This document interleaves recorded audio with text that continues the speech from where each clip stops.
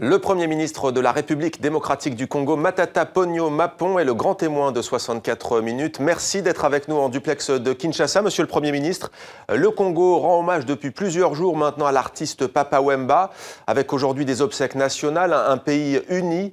Que représente-t-il pour vous?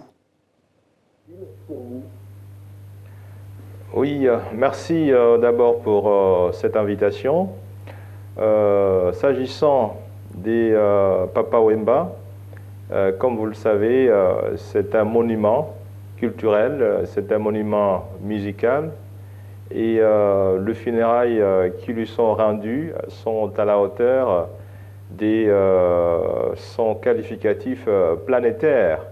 Papa Wemba a façonné la culture congolaise, la culture africaine et même la culture internationale avec sa musique, notamment fondée sur la rumba congolaise.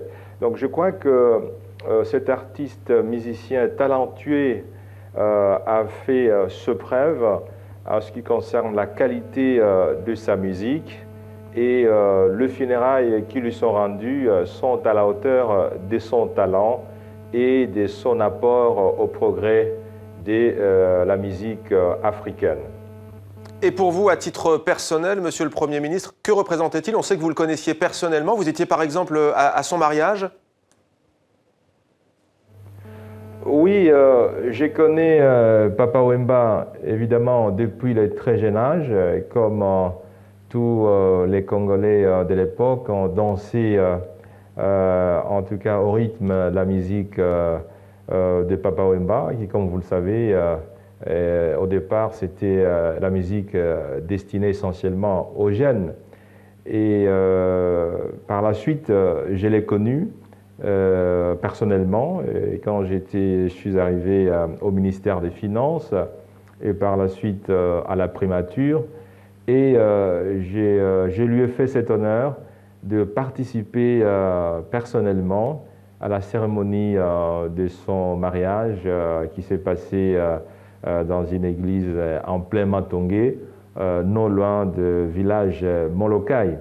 Et j'ai été à ce mariage à deux titres principalement. Premièrement parce que je considère l'acte de mariage comme un acte important dans la vie d'un couple, dans la vie d'un homme, mais aussi le mariage étant le symbole le plus élevé d'union entre l'homme et la femme.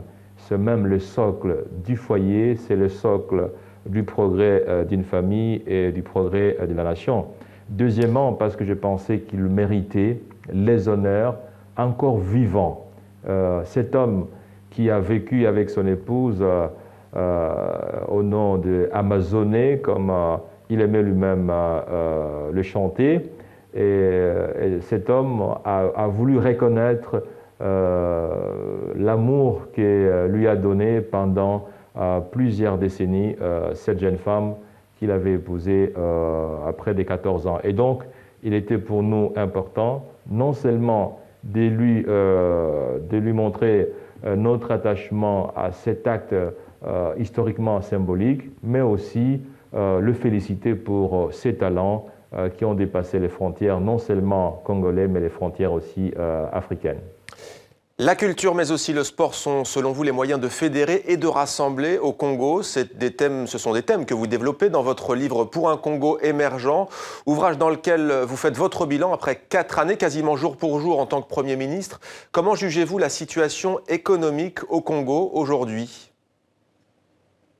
Sur le plan économique, le bilan il est clair. D'abord, en termes de stabilité macroéconomique, nous avons réalisé les taux d'inflation le plus bas depuis 4 ans, mais aussi les taux d'inflation le plus bas depuis 1960, qui marque l'indépendance de notre pays. En 2015, nous avons réalisé un taux d'inflation de 0,8%, soit un record historique depuis 1960. Nous avons fait ces 4 dernières années un taux de croissance moyen de 8% l'an. Vous le savez, les taux de croissance est un indicateur clé pour montrer la création des richesses dans un pays. Nous avons aussi réalisé pour vous montrer que cette croissance n'est pas une croissance uniquement macroéconomique, mais c'est aussi une croissance sociale, une croissance qui impacte le niveau de vie de la population. Le PNUD, qui est un organisme spécialisé des Nations Unies et qui a l'avantage et les compétences de calculer l'évolution des niveaux de vie de population, le PNUD a donc enregistré une certaine amélioration d'indice du développement humain de la RDC qui a gagné près de 11 points sur les classements de 2014. Donc, cette croissance économique, cette stabilité a un impact direct sur l'amélioration des conditions de vie de la population congolaise. Alors le même rapport que vous évoquez, Monsieur le Premier ministre, évoque certes la progression effectivement de 12 places, mais vous restez classé 176e sur 188. Comment répartir les fruits de la croissance de 7% que vous avez évoqué et lutter contre la pauvreté au Congo ? Ben oui, monsieur le journaliste, vous dites bien, la RDC a été le dernier sur les classements de cet indice du développement humain, et il était depuis plusieurs années. Mais si on était au fond du trou et qu'on a gagné quelques mètres vers la sortie du trou, on ne peut pas négliger cette avancée. Et c'est une avancée de 11 points qui est une avancée historique. Jamais dans l'histoire du PNUD, on a enregistré cette avancée de cette ampleur. Il faut noter, monsieur le journaliste, c'est que l'indice du développement humain est un indice composite. C'est un indice dans lequel sont agrégés plusieurs éléments qui mesurent l'évolution du niveau de vie de la population d'une nation. Vous y trouvez l'accès à l'eau potable, vous y trouvez l'accès à l'éducation, vous y trouvez l'action sur les logements, vous y trouvez tous les éléments qui sont de mesures clés pour pouvoir évaluer le niveau d'avancement du progrès d'une nation. Et donc, vous n'allez pas quand même reprocher au PNUD d'avoir remarqué que les conditions de vie de la population congolaise se sont nettement améliorées par rapport à la comparaison des départs. Nous ne disons pas que lorsqu'on est classé 163e pays au monde, écoutez, cela mérite d'être célébré comme si on était le premier. Mais tout au moins, lorsqu'on n'est plus 186e, on est 163e, on a la possibilité de remarquer qu'on a avancé sur l'amélioration des conditions de vie de la population. Et c'est ce que nous avons dit.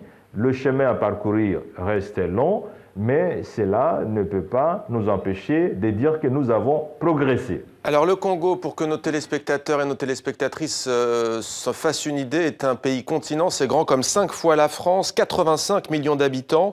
Vous avez fait, et vous le dites dans ce livre de l'agriculture, un des moteurs du développement, une priorité même. Votre pays dispose de 80 millions de terres arables. Où en est aujourd'hui au juste ce secteur de l'agriculture ?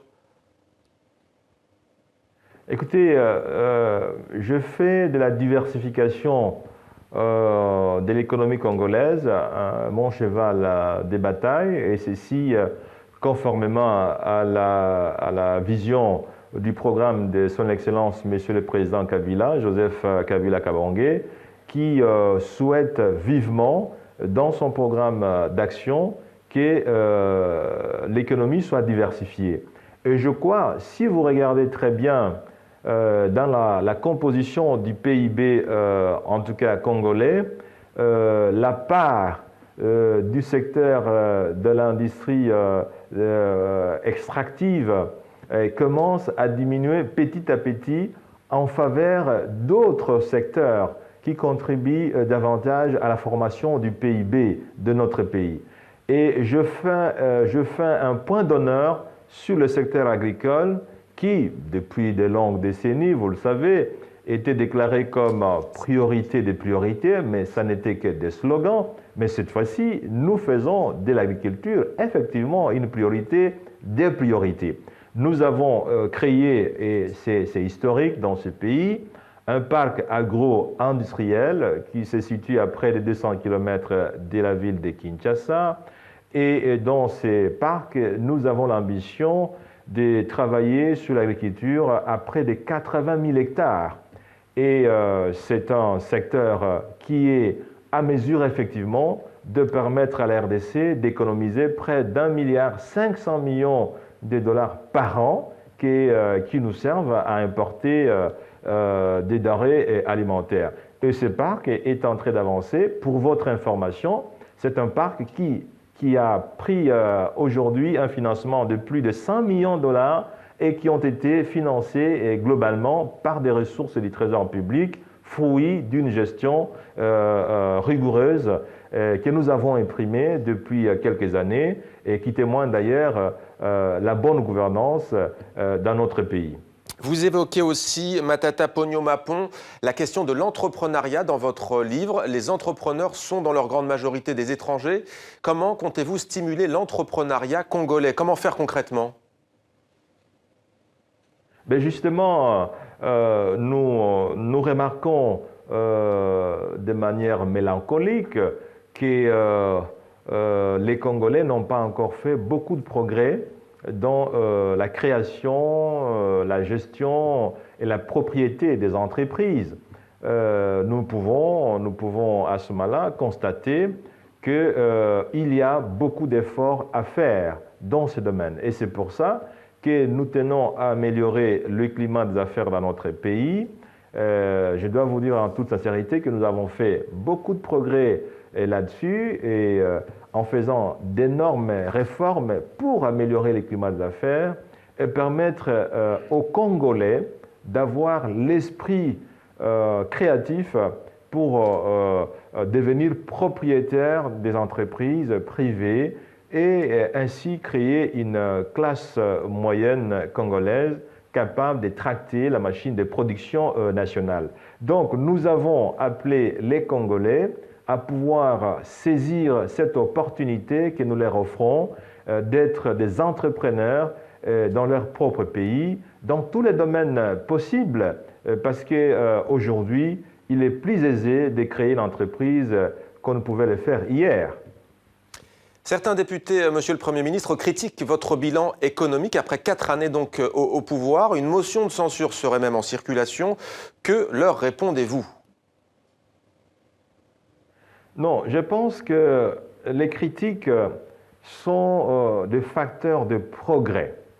Les critiques sont le facteur d'émulation, sont le facteur qui pousse l'homme à mieux faire. Et donc j'ai pris positivement les critiques qui me sont adressées parce que cela me permet de pouvoir faire une rétrospective, de pouvoir faire un bilan approfondi pour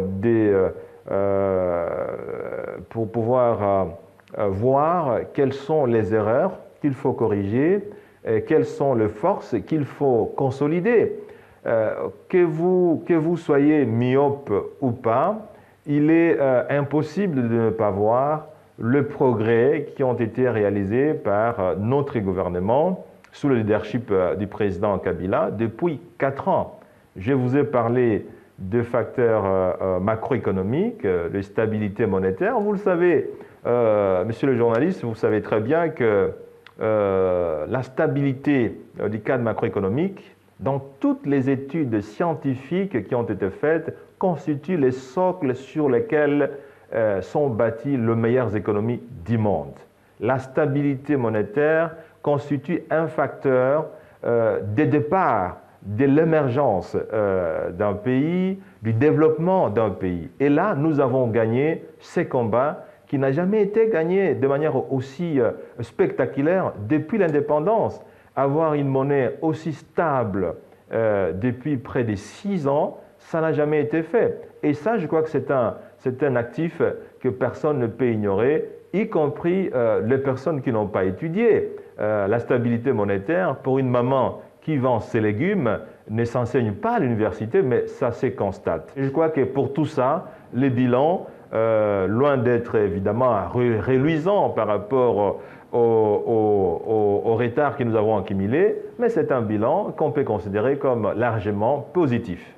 Matata Ponyo Mapon, Premier ministre de la République démocratique du Congo, merci beaucoup d'avoir été avec nous en duplex de Kinshasa, la capitale congolaise, en ce jour particulier pour votre pays. Et je rappelle le titre de votre ouvrage, Pour un Congo émergent. Merci à vous, Monsieur le Premier ministre.